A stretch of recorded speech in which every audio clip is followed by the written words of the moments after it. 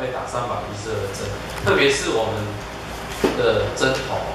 大家知道说，你看那个打针的针头，有时候大概粗壮一点的男子说，我忍一下就好了。但事实上，你如果看到待会来看到血液透析的针，你就知道，非常的粗壮，那个不是你今天忍一下之后就过去，那可能你会又新生的一层的恐惧。这么粗壮，这么粗的针要打，所以呢，当这个差别大家就知道了，细针跟粗针那就有不同。那为什么会疼痛？大家要知道生理上面疼痛，我们经由表皮、真皮、皮下组织，你要穿过这些组织之后，才到了皮下组织里面的血管上面，才有办法打上。那你要经过什么地方？你要经过这边的所谓的皮神经，你要把这个针头直接埋到这个血管里面。你看它如果每一次打稍微有不同的路径，还没有开始修复的神经开始打下去，它就有刺激，就开始痛起来。所以疼痛感都是在于我们对于皮神经的刺激。那打针的问题还不只是这样，我们会有打针处的一些皮下血肿。另外呢，我们打久之后或者会产生的所谓的假性的这个所谓的动脉瘤，那这个生成之后，可能会让病人的血管可能会开始膨大，可能会不舒服。那更别说了，有时候打针之后会有产生的一些的感染，那这个感染时有所有时候感染一来，轻则大概有抗生素治疗，动辄可能你这个血管要休息，要重新插另外的这个动静脉瘘管或双腔导管，所以非常的对病人来说，打针的困扰确实是很多。那我们细部放开来看，这是一个这个自己的结果，这是用人工材质的这个血管去把它截取出来。你可以看见一个被打的千疮百孔的这个血管，就像你现在所看到这个样子。如果它修复能力差呢？如果可以想见这个放在你身上，你可能会觉得说很恐怖这个打针。所以我们就归纳大家对于透析的上针的技术，其实来看，其实有这3种，一种叫做所谓的区块性打法 ，area walk， 就是在这个区块，那有点就像打靶一样，我虽然目标是在这里，但是我不见得每一次都很精准可能就是在这附近，但是不见得每次都同样的区块。那阶梯式打法呢，就是像这个阶梯这样跑，也就是说今天这里，下次这里，下次在这里，那待会会有。就是阶梯式的打法。那纽扣式打法呢，我把它形容就有点像定点的标靶一样，你每次打都打在同一个中心，所以是定点的这个纽扣式打法。区块性打法，我现在来跟大家解释什么叫区块。我刚刚说过了，可能你射靶不见得每次射到中心，那就是射到什么？射到这区块，就是捧起来这区块。那为什么会捧起来这区块？这个就是打出来的，因为你重复在这个区块附近打之后，那血管对它的伤害，所以呢，它就会开始膨大。那这个但是它也有好处，因为它上下针很容易很方便，你几乎也几乎不用问病人打哪里，就是看这2个地方就把它打下去就对了。所以病人不用去记，护理人也不用记他打针的地方。但是理论上，它有跟完打针点怎么说？因为你可能是这次点，这个点，它有在换。那但是因为它的角度也不需要这么的执着，说我一定要15度角、25度角等等。但是因为它这个我刚刚说过，你有看到这个例子，打久之后开始这个动脉瘤就会比较容易产生。那阶梯式打法呢，刚刚说过了，有一个转弯，有一个更换，所以它呢，动脉选几点，静脉选个几点，那同时之间可以更换，那总共就有4×4，16个选择，所以它会有很多的地方我们可以轮替。但是虽然看到说，好像现在有轮替，但是事实上你病人不会有这个点这个点是我们后来附加了，所以你有可能。精准一点，好像是都在这个位置，但是有可能记不了，或者是还是有一点点偏差。但是它好处是，它可以在自体的或人工血管都可以适用，它可以避免它反复一直结疤的问题。它的穿刺角度也不用特别去考虑，所以大部分国家呢，它优先会采用这种方法，就是去让它休息轮替这种方法。所以以往都说，它这个方法好像可以延长瘘管的寿命，好像还不错啊，它有减少流血的时间啊。但是呢，它缺点是它还是要用肩针打，因为它每一次要进入身体的地方，它都需要肩针来突破这个点，所以它还是要用肩针来施打。那纽扣式打法呢？它其实是在1977年就已经有一个波兰的医师来发明。那它当时候的主要的用途是用在动静脉瘘管条件比较差、比较短或者是比较瘦小的患者。那当初它当做它称作固定点穿刺技术，也是说它当初其实没有要叫纽扣，纽扣当然是后来把它取得叫纽扣的名字，它叫做 casting support 这种穿刺技术，固定点穿刺。那它怎么用呢？它就用传统的肩针，就是刚刚所秀的这种针，一直反复的穿刺在同一个区块。那之后呢，这个同一个区块就会结疤，皮下隧道就会形成一个路径，就像我们穿耳洞一样，就是没有一个流质，它就是反复一直穿久之后，它就会形成一个隧道。那传统的话呢，它的做法就是这样子，我们皮肤有一个表皮真皮。那这个叫皮下组织的血管，那它就是反复一直用肩针来打这个洞。它打久之后呢，它这个地方隧道就形成，它就可以用这个地方从肩针改成钝针来打。所以它的当初1977年是这样子的设计，一直以来在2003年也都一直是这样施打，就是一开始用肩针，打久之后隧道好之后用钝针。所以呢，传统的方法呢，因为它一直需要这个穿刺，所以呢，它基本上还是会初期的时候还是会痛。那只有在钝针施打之后，它才比较疼痛感会减少。那它好处呢，有发现说，我们动脉瘤可以减少加压止血时间，可以避免不当的伤害。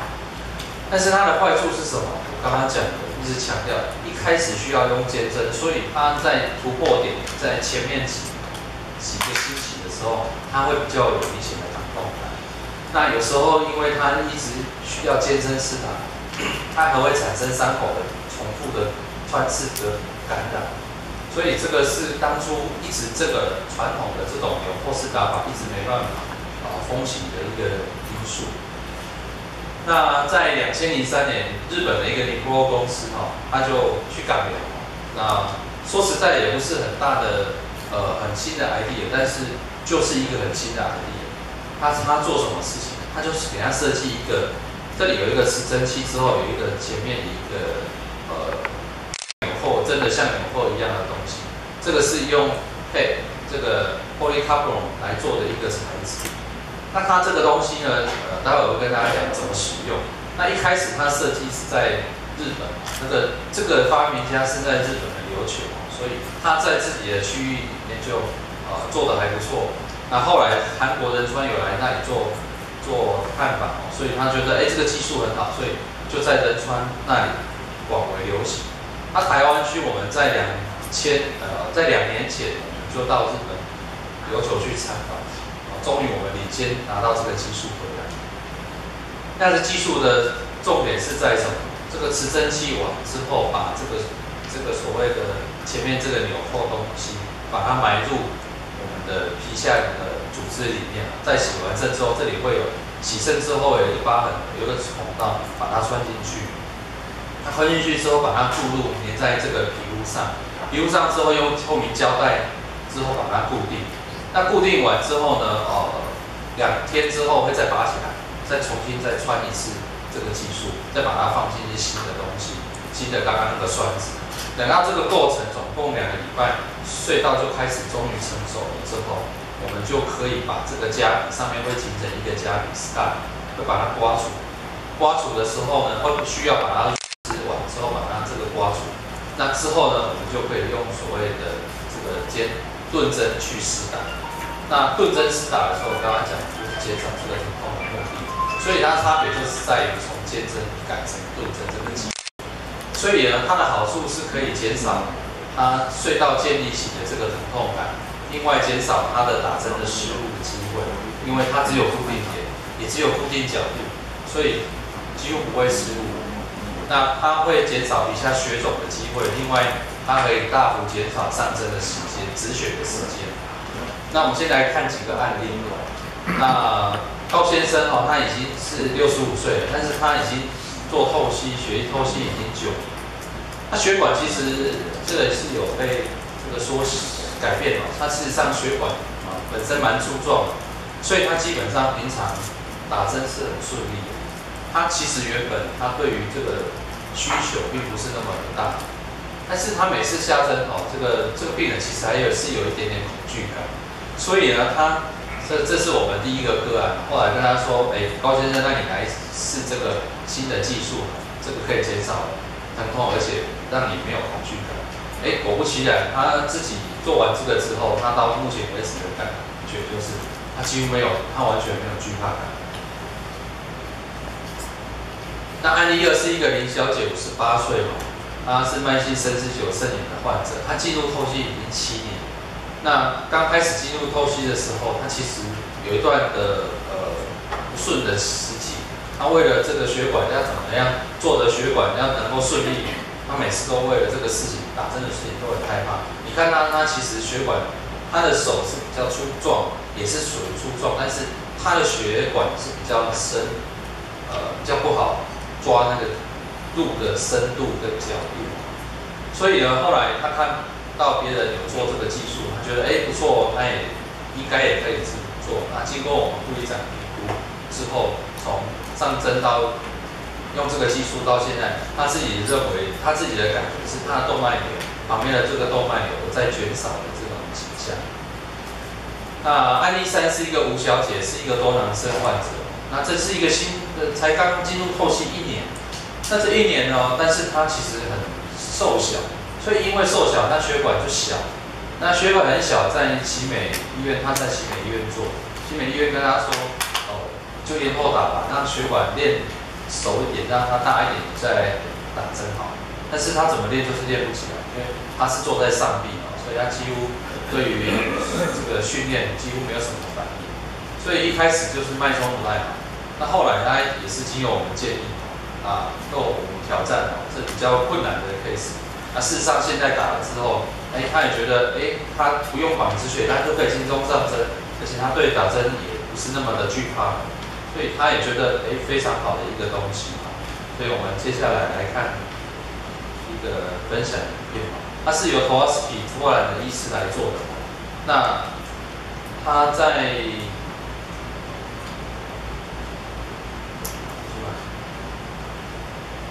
这个 Towaski 的先生这个医师所做的，那他就是直接不用绑止血带，他就可以完成上针。那诀窍就在于这个所谓的盾针。那打完针之后，他就可以这个顺利的拔起来。一开始就是用这个BioHold这个栓子放到皮下里面去埋管，埋了2个之后，他两个礼拜之后，他就成熟了，就可以开始来用这个所谓的盾针来做施打。所以它的关键技术在于这个小小的塞子非常小，像纽扣状的东西，塞到皮下之后，完成了所谓用纽扣式打法，用这个盾针来做施打。所以呢，我们可以看到说，几个大家的 journal 那个期刊，它其实都看到有这种好处不管是减少疼痛感，只剩下疼痛感是2成。那因为疼痛感其实对大家来说是个人体会、个人的感受都不同，但是至少在这个文献里面看到8成的人不痛，只剩下2成，好像是有路，还是有一些的疼痛。那凝血时间呢，看到大幅缩短，没有差异的大概10%，3%，更长的3%，没有差异7%，剩下的90%都觉得说他的这个凝血时间有减少。那他从9.1分钟缩短到7.9分钟。那以我们的经验，大概我们的透析现在的几个病人的经验，大概都3分钟左右就可以达到凝血的时间。那对于假性动脉瘤，刚刚说过了，动脉瘤膨出是一个很大的对美观上面的影响。那如果我们看到已经有如果这个 journal 研究说，已经有动脉瘤产生的，我们来看它做完之后的差异度。我们取13个跟15个，用一般的打法，那可以发现说，动脉瘤打了之后，经过时间之后1年，它动脉瘤更大的，在我们采用这种纽扣式打法的有23%，但是在一般打法的传统的一般打法，它有67%。所以他就觉得，他动脉瘤确实在用纽扣式打法，它长大的机会比较小。那如果原本就没有的呢？原本没有的45个人纽扣的打法里面，只有2个人会产生新生的动脉，还只有10%。那如果你做一般的打法，这样子经过一段时间之后，它就到17%，所以它就会用一般打法，它的产生的机会就会比较大。那至于说是不是能够延缓这个瘘管存活率？以这边journal来说的话，用纽扣式打法的，它的经过1年之后左右，它还可以用纽扣式打法，大概还有74%。但是用一般打法，它可能需要做一些数字，可能存留的机会就已经剩下50%左右而已。所以它也可以看到，好像有这种保护血管的瘘管存活率的这个机会。那主要来自于就是这种血管反复性的伤害。那我们利用这种所谓的这个纽扣式打法，让病人的针点只剩下这么一点点，可以减少他病人反复对血管的伤害。所以哪些人刚刚有的问说哪些人适合？当然，你如果怕痛人这个以目前来说是很适合。那受针容易有血不止的病人，那还有就是你觉得你手部外观很注重，不希望让人家知道你是洗肾的患者。其实刚刚看到的，你只剩下那2个孔洞，你贴一个水链，大概不会有人知道你是在透析。那还有就是，当然，真的瘘管过短，我们可以利用这个技术来用固定点，它减少我们需要去打其他点的机会。所以我们现在局限这种患者还是在自己瘘管。如果是人工的瘘管的话，我们还是不建议，因为它牵涉到这个自己修复的能力。所以呢，我们用我们目前的几个患者，用理科特法，用一个统计来看，我们这几个患者里面的满意度。那我们可以看到说，不管是打针的安全感，事实上几乎没有不同意、不满意的，全部都是满意的。那只有减少这个止血时间，也是几乎都同意的，没有不同意的。那返家次数、流血次数减少也都同意的，因为我们拔完针之后又怕它又重新再流血，所以大家没有人觉得有再次流血。那疼痛感呢也是一样这个疼痛感就牵涉到我刚刚说过个人的认知觉得至少大体上都在同意、非常同意之间，没有不同意。所以疼痛感对病人来说，还有满意度几乎是非常满意跟满意是中间。所以我们的结论是，因为这个打针造成了病人很大的身心灵的一个痛苦跟压力，所以怎么样减少这些压力，变成我们责无旁贷的一个责任。那因为它纽扣式这个上针技术，可以让病人减少他重复打针的机会，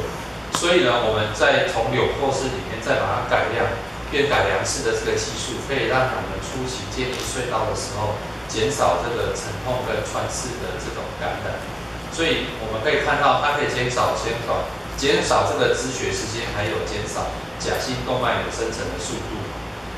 但是还是要附带一提，因为它需要配合着一个非常严谨的这个上针的消毒计划以及技术，所以我目前是朝向这一个方面更高严谨的这个目标来做努力。那我今天的记者会就到这里。